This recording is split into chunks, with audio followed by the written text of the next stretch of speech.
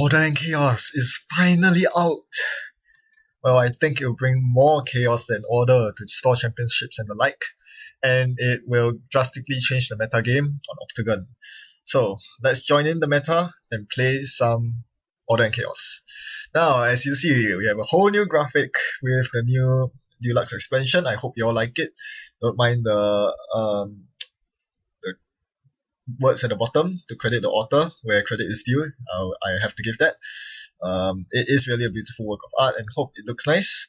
Okay, so let's explain my deck.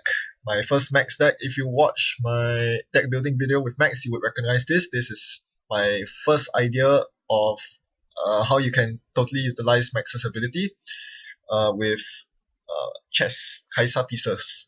So I'm using Knight and Bishop, and this complements very well with the standard Anarch Breaker suite, which is fixed strength. Bishop will help to get the ice breakers in range, and Knight is there to finish off the higher strength ice. Multi-access server HQ and RD pressure is through the Anarch's the infection tools of medium and one-ton destruction, both of which are very powerful. And and the rest of the deck basically complements that. Most of it is either economy or recursion because you need it with Max. My opening hand is crap. There's no economy. That's basically the one thing I'm looking for, opening economy. So I mulligan, and I mulligan to a worse hand with also no economy. A Levi is useless, Deja Vu is useless when you have nothing in your heat, and one-ton destruction, not gonna fire.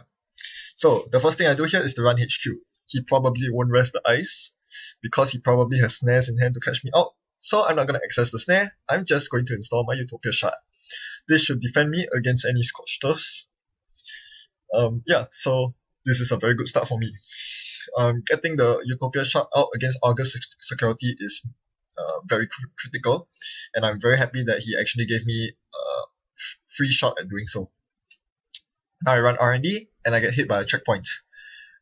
This is a Trace 5, I believe. Yes, it's a trace. Base trace is 5.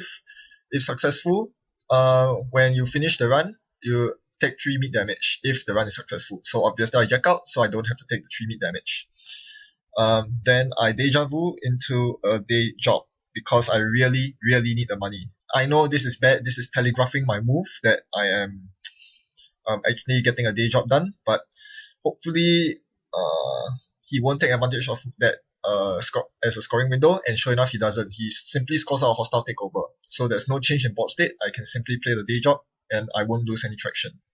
Usually when you telegraph a day job like that, what the corp can do is to create a scoring server, maybe one ice over an agenda, then you can't steal the agenda because you are too low on credits. So that's the downside with day job. I continue drawing into the same old thing, and I begin to amass a couple of programs on my table.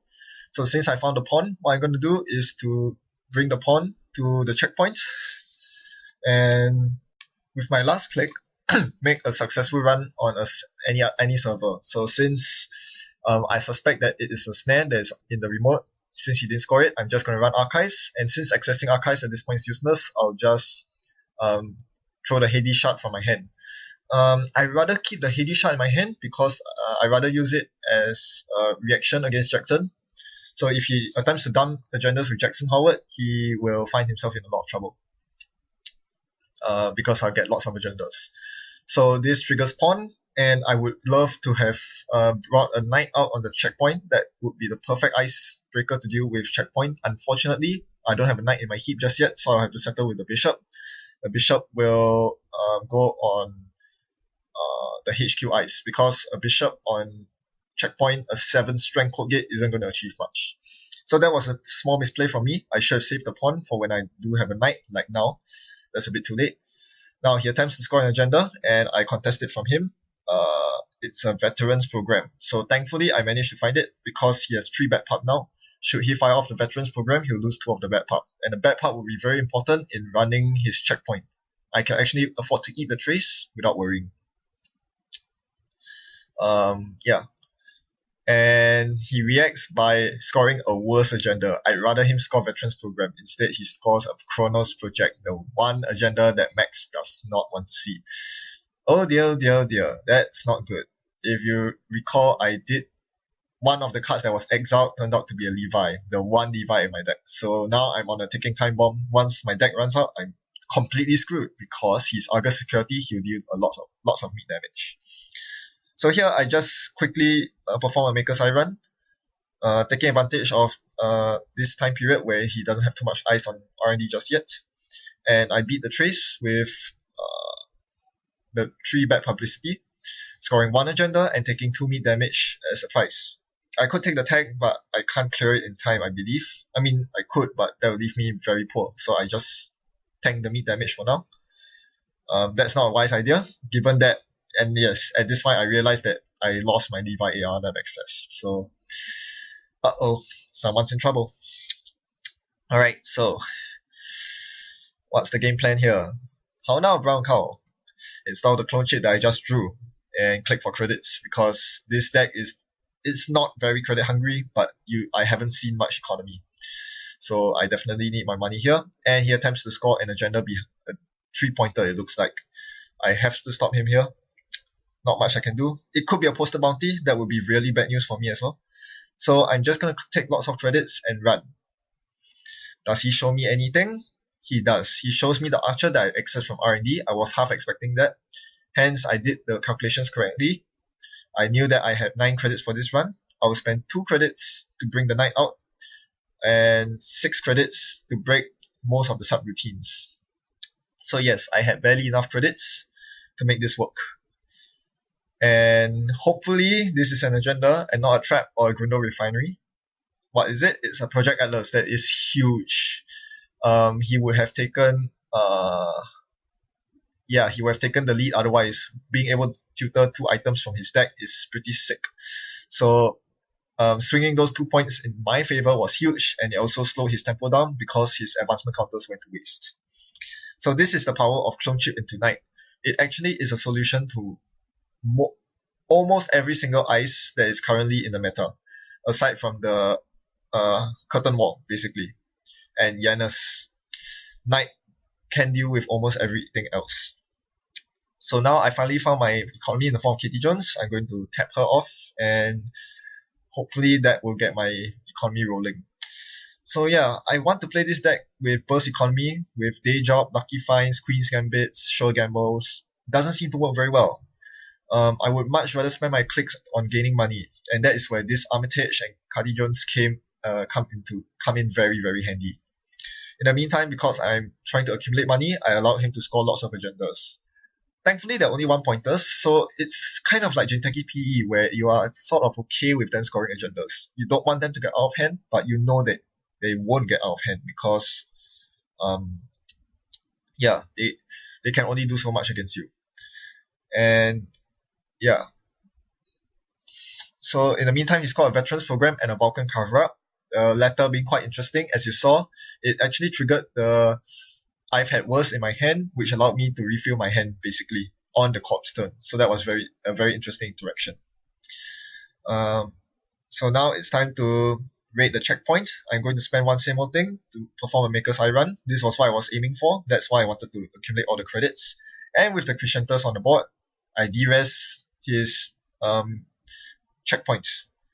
And I couldn't do much. No agendas, but I did manage to trash a dedicated response team. Quite important considering that I'll be stealing agendas from his remotes. I don't want to get hit by DRTs. What did I want to say? Yes. Yeah.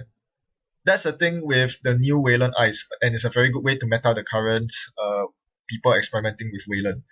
The Space Ice as well as Checkpoint are all vulnerable to Knight. They only have 1 subroutine, and you can easily exploit this by playing Knights. Clone Chip into Knight is a very strong thing right now. The only downside is that you have to play the Deep Red, which is a suboptimal console. So as you see here, I am basically running Breakerless except for the Knight, and it's still working pretty well. I have 4 agenda points to his... We are tied. We both have 4 agenda points. And I run to a Caduceus. Once again, I am able to break it for free. I don't even need a breaker. Wayland Ice is semi-porous like that. He's not that rich, and I'm able to capitalize on that. Alright. Yes, so... Yes, the other thing with Illicit Ice is that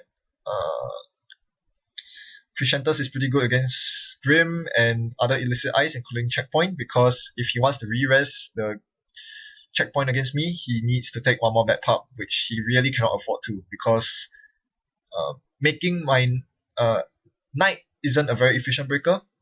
It is just a catch-all breaker. It costs quite a bit to break with Knight, especially multi-sub-routine eyes. Him giving me bad pub will offset that by a lot. So what he did was, as you see, he installed over R&D with a new piece of ice and advanced it. So it's something advanceable. Probably one of the space ice. Can't be too sure, but I'll definitely be expecting that.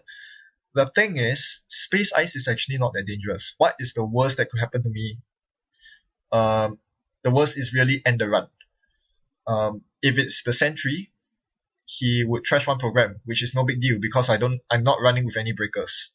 If it's Wormhole, what is the worst thing that could happen? He could trace me for 3 credits or gain 2 credits with the Archer subroutine. No big deal. So it turns out it's not Space Ice, it's just a lowly Shadow, one which I'm not fearful of because I have more credits than him. And this allows me to score a superior Cyber Walls, which I steal, and then I clear the tag. So Argus's ability is rather taxing for me, but it's by no means punishing because he does not have any res DRTs on the board. I trash all DRTs on site, which means he will not be able to inflict meat damage on me, which is very important because, as you notice, I'm out of cards. In the meantime, he plays the Trick of Light trick, so that's why he needs the Shadow to be advanced. Advancing a Shadow is pretty useless, but here he tricks an Atlas off, so that catapults him to 6 agenda points. This is quite scary, and I need to accelerate my game now. I need to find at least 2 more agendas before I can close out the game. And all that while making sure that, while having only 4 life points left in my hand. That is not fun. Yeah, 4 points left. I definitely cannot afford to take the 2 meat damage from Argus Security at this point, and taking the tag is the only option, which means that I can only run on my first 2 clicks in case he runs Scorched Earth. On my last 2 clicks have to be reserved for clearing tags and taking economy. So my first click was spent on imping his closed accounts. My second click, obviously I run through R&D again. I need to see those agendas before he does. And he reses that asset that has been in that remote for the entire time. I didn't bother checking it. It's the board.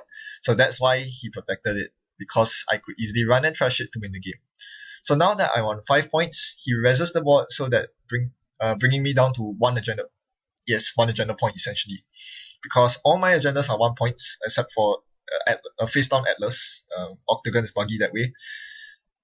So yeah, basically I cannot win the game unless I trash the board. So now my objective changes from raiding R&D turn by turn to getting into the board server. Unfortunately, I don't have anything I can do to do that. Look at my hand. I mean, the only good news is that he doesn't know this. All he knows is that I have 4 cards in my hand. They could be any 4 cards. They could be all knights, for all you know. So at this point, I basically run Archives just to make sure he's not being sneaky. He was. There is a Cronus project in there. This brings me up to 6 agenda points, minus 5 from the board. My objective still doesn't change. I need to get into the board server. And the best way to do this is to use same old thing to retrieve a knight to break his 1 ice on the board. However, he does a smart thing here, knowing that that's my only way out. He places a second piece of ice on the board, so 1 knight won't cut it. So what I do here is, instead of deja vuing the knight, I deja vu the clone chip, which is more flexible, allows me to change my strategy based on what kind of ice he reses against me. And then I install the Corroder from my hand because, well, I want to maximize my chances here. So here he attempts to Trick of Light and agenda off into the remote. The moment I saw him single advance the agenda, I immediately fire off both Utopia Shard and Hades Shard. Firing off Utopia Shard actually snagged the Trick of Light in his hand, as well as a 1-pointer agenda, which fell into my score area because I fired off Hades Shard right after. So that saved my game. He was about to win at that juncture, but this means I only have 1 turn left because he's on 6 agenda points. I shift the bishop onto the inner ice and make a run on his board. He reses a Quandary against me. I was about to bring a knight out, then I realized I might as well bring a York. Knight only breaks Quandary whereas York could break Quandary and the ice behind it if it turns out to be a strength 5 or lower code gate. So I attempted. With only 3 credits, he can't res much against me, and he gives me the successful run, which I needed to win the game by trashing the board, scoring me 2 points, and reactivating all my 1-pointer agendas.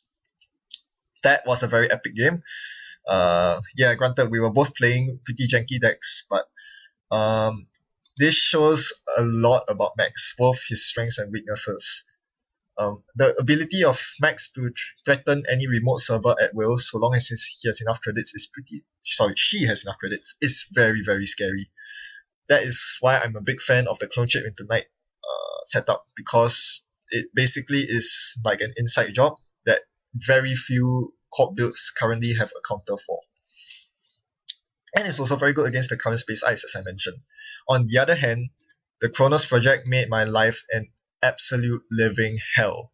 You have no idea how bad it was to play against someone who's stocked up with meat damage technology, and having only 4 cards in hand and nothing in my stack to buffer me up against. So yeah, that game could easily have gone either way, but thankfully I was able to raid the board.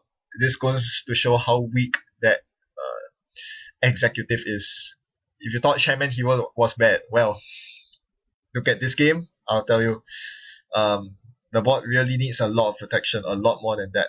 Either that or you need a jumping board where you have 2 boards installed, and the moment they try to run on one, you sack it by rezzing the other one.